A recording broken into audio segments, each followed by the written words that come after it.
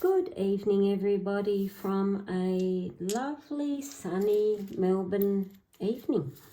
It is Australia Day here today, or Australia Day, as some of the Aussies like to call it. So I'm going through and showing you some of the little bits about my Curiosi-tea. Now, this happens to just be a favourite of mine because I love bold colour. And underneath here, this is actually one of my velvet table mats. And this one's got the bold red. And I don't know if you can see it. It's actually a silhouette here of an angel in behind it. A couple of people have discovered it. They are on my Etsy store. So this here is Curiosi-tea. Now, Curiosi-tea is an entire card reading system in its own right.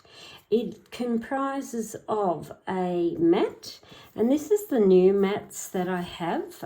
These are in spandex, stretchable, and they are fully washable. So if you're like me and are good at spilling tea on everything, trust me, I am. There's a lot of clients who can verify that. I had these made in this material because of its portability. Now you can just about see how small that folds up. I only have tiny hands because I'm only 5 foot tall, or about 56 centimetres. So here in Australia, they actually call me wait for it, a duck ass. So, and it means when you're really short. It's just slang. So it's a great system if you are readings on the go, you're going to work, you want to pop something in your bag or your purse just to have at lunchtime. And people are going to look at you and not realise that you're actually doing readings because it looks like a game. So any of those idiots, if you do pull these out at your lunch workroom, or your workplace lunchroom, I mean, you can pull it out and people think, what are you doing, Karen? And I just say, oh, I'm just playing a game. So, you know, and no one to know the difference. I actually used to do that a lot when I worked in the corporate world. I would actually take small cards and my charms, and we'd do readings in a cafe for the various staff that was there that knew what I did as my moonlighting. And I worked in a very heavy male-dominated ochre type industry where if you told them about it, mind you, I got to the stage where I didn't care what they knew, they would look at you strange. It's almost like, oh my God, has she grown 2 heads or so on? So this here is really handy for those type of situations. But also it's a great introduction to people who've not done divination before, because they don't have to try and memorise all the cards like tarot where there's 78, Lenormand and its houses, you've got 36 plus 36. So it's just a simple card divination system, but it's very, very good for those smack you in the face answers that you sometimes are not expecting. So it comprises of a mat. It has, the matching cards. Now all of these match what is printed on the mat. And there's a reason that we do it that way, because we introduce it with card chaining, dice and charms. So in a kit you get a mat, you get the cards, you don't get my old glow mesh purse, it's really daggy. You get the matching charms, again, that match the symbols here on the mat, like cane for cane, and where am I? Pram for baby, and castle, tower. So it all matches, and it also comes with a coloured booklet to show you very simply how it is used. It also comes with 3 dice, not these particular ones. These are just my amber dice. I love them because look, you can actually see right through them. It is actually amber. They cost me an arm and a leg, but they are beautiful. So how do we use it? We shuffle your cards. These are smaller cards. I'm not sure in inches, but they are 44 millimeters by 67 millimeters. Inch-wise, we're probably about 1.5 inch and a quarter by probably 2.25 inches. So if you're in inches language. So what you do is we lay all the cards down in a upside down. So now you'll ask, why have I turned my cards upside down and not that way up? The only reason I do that is I am a card flipper, so I go back to front, not a card turner. And it's just me. I've always done things upside down. And I don't know whether it's because I read upside down when I have clients here. I don't know. But I'm so used to reading cards upside down where I flip them. Now, you'll also notice that I have laid these out all over the place. There's no rhyme or reason.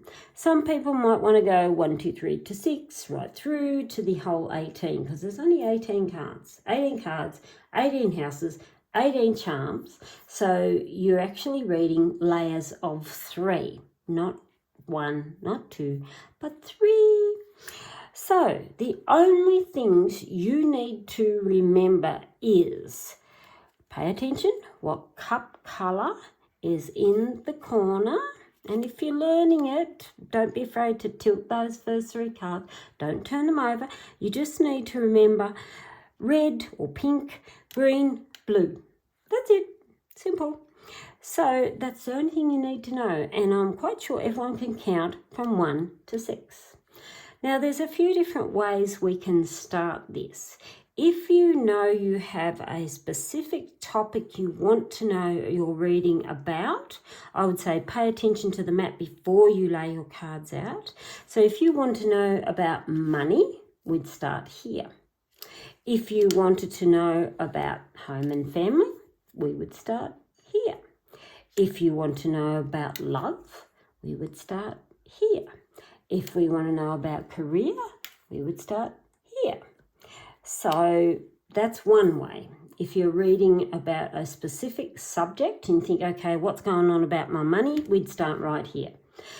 If we wanted to know about love, we'd start there, and so on. So that's one way you can start it. The second way is use your dice and throw your dice, sorry, it's out of screen, and you would add up those numbers. So we have 5 and 5 is 10 and 1 is 11. So that means you would start here. Because remember, 6, 12, 18. So if you threw the dice, we would start there. The other way you can actually choose to start is go through, rattle, your little charm kit and pull out 1 charm, and that would tell us, okay, we need to start in the house of the key. So down here. And it just comes with whatever's easy. A lot of people usually start with just dice, leave it in the hands of fate on how you feel. So I'm just going to throw these out, and I'm just going to do what we'd call a general reading, which I'm not a big fan of people asking for general readings. And the main reason is you ask for a general, you're going to get a general answer. So it's not a big love of mine. But let's just use the scenario. We have a lovely young man there who's, say, 27, and he says, just a general, please. And me, I want to smack him round the head. And yes, Karen can be violent, but it's all right. I don't bring out the shanks. And I'd say, okay, you want a general. Let's throw the dice. So we have 3, 4 is 7, and 1 is 8. So we are going to start in the position 8 down here. So our young man, let's call him John Doe. How original. So if John Doe's sitting there and he wants his general reading, we're going to do this. And we turn the first card. So we are here reading the house card and then the upper card. So the top card's what we call the crowning over the house. But you're actually reading the 2 together. So for John Doe there, I would see baby and spider. Spider is often, don't get caught up in other people's rubbish, and it often means female. Here you would look at and say, okay, someone's trying to entangle you in something so stupid and minor, because we're looking at pram as baby, small, but generally baby small would be hold to the heart of joy. But we've got a spider here, so it would tell me, don't get caught up. Someone's trying to entangle you in their rubbish, but it is small fry. It's not something that I'd say big trouble. So I'd look at that and say, okay, just be aware, someone there, it's almost like don't get drawn up into their rubbish, and it is small rubbish, but again, try not to look at it. To them, it's not trivial, but there to you, it may be. So now we start our card chaining. Now we've got our green cup, number 1. Here's our green row, number 1. So as we turn this, you will see we are going to the next chain. So the ship here would still tell me again about somebody who's trying to reel you into their rubbish. Just cruise on by.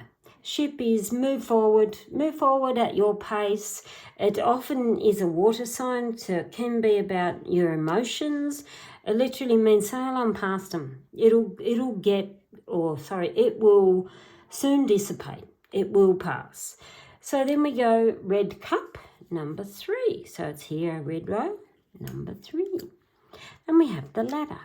So the ladder here, again for his general, would tell me you need to overcome some areas in your life that may have been plodding along rather slowly, but it's time for you to rise. And I would look at that and say it's time to rise above. So we then go to blue row, number 3. See, blue row, number 3. Are you getting my drift? Really is drift? I know, it's a ship. Stop it.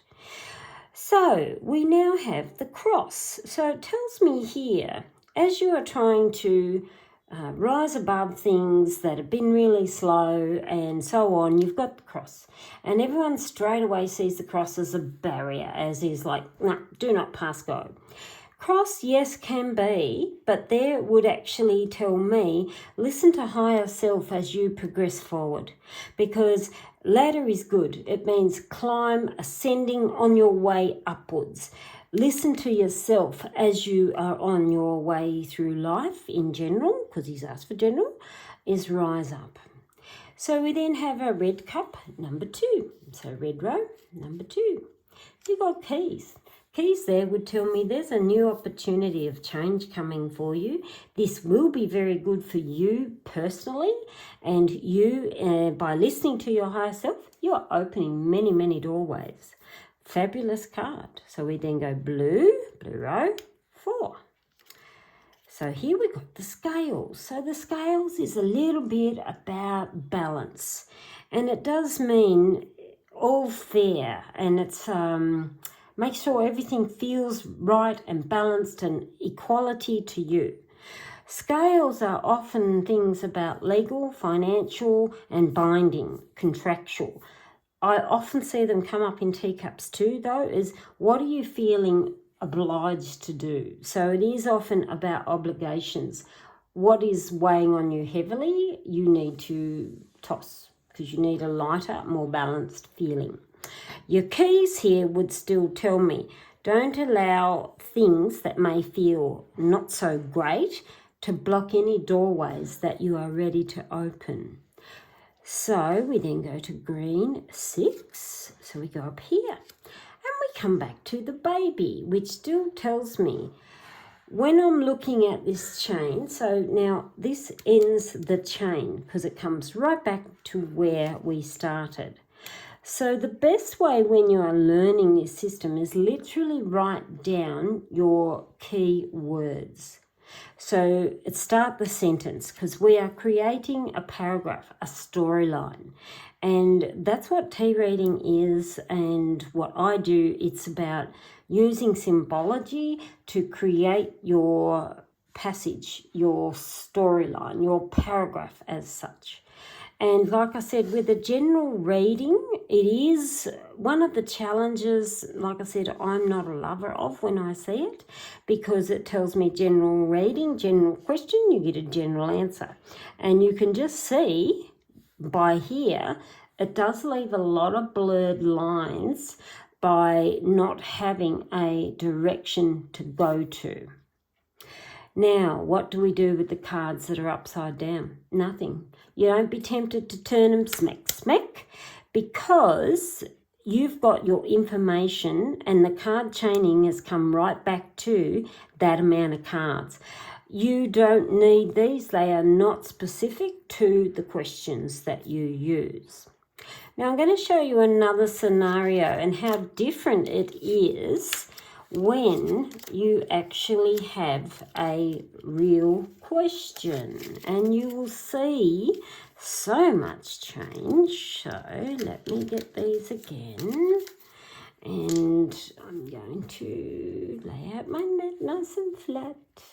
Like I said, it is lovely. I love the blue, blue, blue. So let's shuffle again, and I will show you the differences. I've got another trick to show you too, but let's go through first with a specific question. Right, so I'm just going to, again, I lay them out all over the place. I look at it this way: if I'm laying them out all higgledy-piggledy, it is also giving the cards another shuffle. So, and sorry, I'm not very straight there. So to all you Virgos, apologies, because I know you just want everything straight. I got a dear friend who loves to straighten everything up. Then I've got a lovely friend who comes and just purposely mixes my cards upside down because she knows how much it irritates me. So, and when I say she mixes them up like that out of a whole deck of 50. So now we're going to use a specific question. So say our John Doe is wanting to meet the girl of his dreams, and he's thinking, you know, I haven't met anyone yet. What do I need to do to open up the opportunities? It's a very specific question.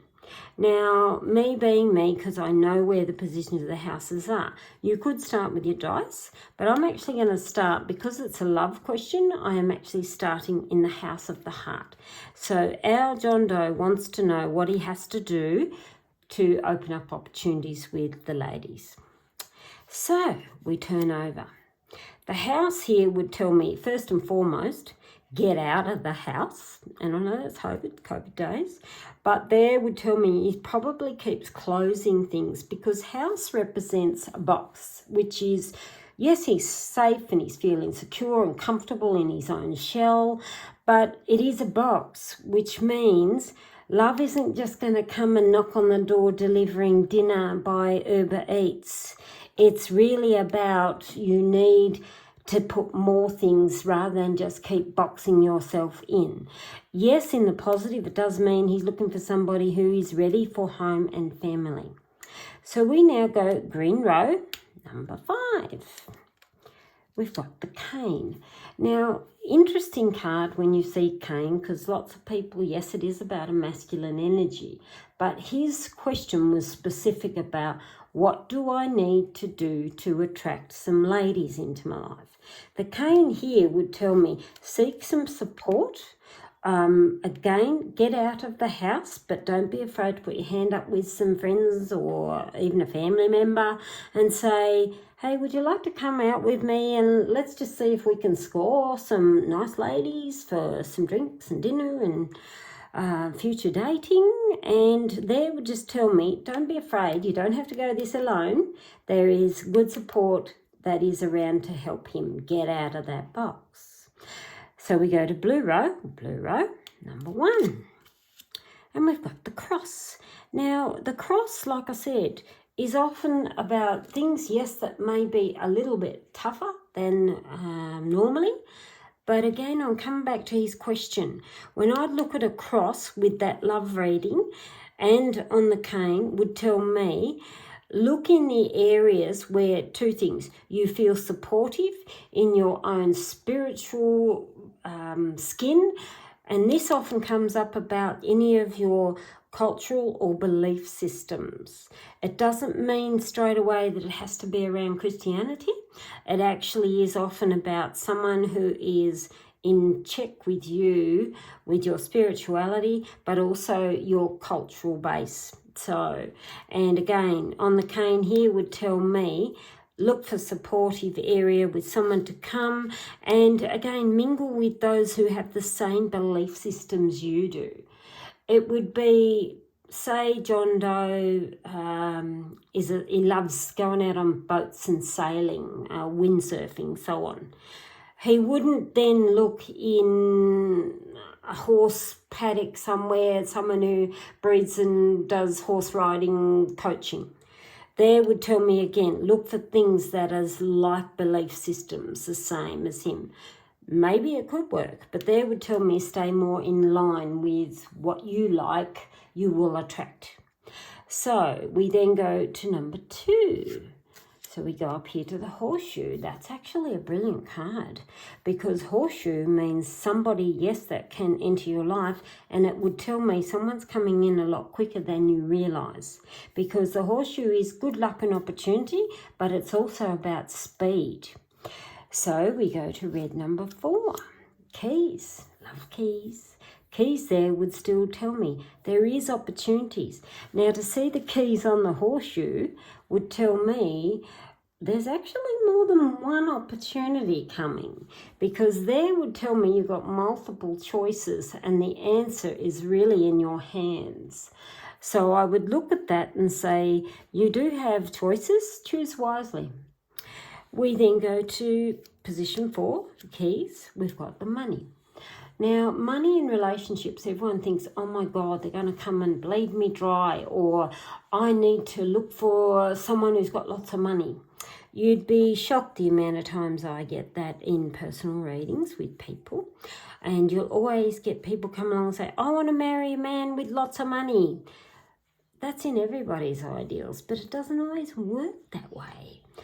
But money symbol means abundant in life. Now, I don't just mean the cash flow. It means good people, good situations, and areas where there's multiple nice things around. So we then go, so that on keys would tell me there's many areas of good things that it's around. So again, multiple opportunities this man, John Doe, has at looking at love. And love with good people, good abundance that is there. We then go to position 6, and we got the ship. Again, ship is water sign. It means you're progressing. It is slower progressing, but I've already had here speed. So here would tell me you are moving forward and probably at a better rate than you realise. It is a water symbol. Always remember ship, anchors and so on, they are water, and water is emotion. So we now turn the baby, or the pram, baby carriage. Baby carriage would tell me, number 1, a person coming in your life is actually somebody new to you, because you think baby, rock a baby. But it also can mean someone who may be a little bit younger, but also looking at someone who's ready and wants a family as well, because we are talking about love.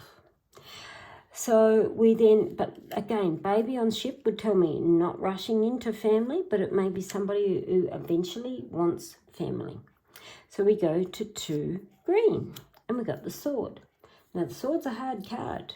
So the sword there is often, John Doe's holding the power, but is he using his power in a positive, or is he using his power in a negative? And to see sword on baby would tell me he may try and force issues with women too hard, too strong. And I would look at that and say, pull back a bit, because sword on baby would tell me you need a gentler approach and don't come in so harsh or so strong. So we then go green 4. And we got the castle. Castle there would tell me you are likely to meet this person actually in a large gathering or public places and so on. Can even be a colleague or a relative, a friend, or a colleague from work. that there usually means in larger numbers. So we've got it on the sword. Again, I would look at that, and look, it's an old Aussie slang. We would say, do not go fishing off the company pier. And what that means is, don't date anyone in the same workplace. And I can't say that enough because I've seen nothing but disasters. So please don't date anyone in the workplace. And it may be why you got the sword there, is don't date directly someone in the workplace, John. Fine if it's a relative of a workmate or another company that you may deal with that's somebody pretty all right, but they would tell me don't directly date anyone in the workplace. So we then go up to the castle. We've got the camel. Camel again, don't get discouraged, keep forging forward. It is a progressive card, so it does mean get on with it. Yes, bumps along the way, but still stay on target of where you are going. We're turning a lot of cards for John. Oh, I said it too soon. And we then come back to the heart. So when we've written this storyline for our John Doe, the whole storyline here is telling me first, get out of the box and your comfort zone within the home. Don't be afraid to take someone with you who may be good support, and they may be the ones pushing you at a bar saying, go and offer her a drink, and you need there. Same thing is, look for people with the same spiritual grounding, but more importantly, the cultural and your belief systems. So some people may, it'd be like somebody who's a really staunch Catholic, and they may meet somebody who could be Hindu. They may get on like a house on fire, the two people themselves, but you do have to look beyond just the cultural belief systems between the two parties. So there would still tell me, make sure this is a combination that suits you. It will come a little quicker than you realise, and I would also look and say you do have a few opportunities, and they're not just after anything that you have, and it means there's a lot of good and abundant about the person. They are family orientated, and they are also people wanting to pursue maybe a family in the long run. So you can see how a specific question gives us a more specific answer. And again, these cards that didn't turn, don't touch them. Now, if there is cards that you think, oh, I'm not so sure because I've got the sword here and that's a tough card on top of the baby, that's when you would bring out the little charms and we do a sprinkle on them. House here again would still tell me not so bad. Cross again would still tell me someone with the same belief systems. So say again, don't cut off these opportunities. We can, if you wanted, you could go and place a charm on every card that you turned, if you want. Some people will actually just drop and scatter where it lands. So it's entirely optional how you want to use your charms on top. And again, it's reading the third layers. Now, there is also another good thing you can do with this set. It's really versatile. And I will show you. Hang on, turn, oops, get these cards over. Let me just get those. Get the right ones up first. Right. Sometimes I'm blind as a bat and I don't always get them off. But I'm seeing these, I think, right? Okay. Now, another one. If you're doing a very quick reading, there's a really simple way. Oops, hang on, I got some up, some down. I've done it myself. Hang on, where is it? That one's not. Right, okay. So, still haven't got it right. How many more have I got? I have to do this when I have a friend come, and this is how I tell. I can see all of them there, and then I've got a turned one there. And like I said, I've got a friend who loves stirring the hell out of me, and she does it to all my card decks. And each time I see her, I want to stab her. She knows who she is. So, another way. I know this is a long video, isn't it? But anyway, it's all about learning how easy and simple this system really is. So, and here we go. So, say we want to have a look and say, we've got 3 rows. So we've got 3 areas and we have 3 dice. So we can say what's going on for the week. Not the week. So we can say love, career and money. So what you do is you have your 3 dices ready into each, sorry, I'm out of frame. Each row we throw a dice, right? That one's going to be row 6, card 6. That's going to be card 2. And that's going to be card 1. And by doing this, it means where we are looking at the rows, not the rows, not the columns. Hang on now, I'm just putting them over this side because it's numbered 1 to 6. So for love, we're drawing this card. So in the love relationships there, I would look at it and say, think smart around your love life, but this week could be, things may feel a little off kilter. Bats are often about shadows, but they are an extremely smart, intelligent mammal. And there would tell me, think smart about your relationship, but make sure things are in good balance for you this week. And I would then add a couple of charms. So again, we've got bat and we've got baby. Baby's nice when you're looking in love because it tells me something that is joyous. But again, we've drawn the bat, which still tells me think outside the box when it comes to your relationship. And we've got scales, so make sure it's a good thing and feeling for you, not for everybody else. So here we have number 2. So we're in here and saying career. So we're drawing the cane. So in your job here, baby would tell me there's probably some immature idiots are around you, but you've got the cane. And the cane here would tell me you are more than supportive in the environment and take small steps in doing so.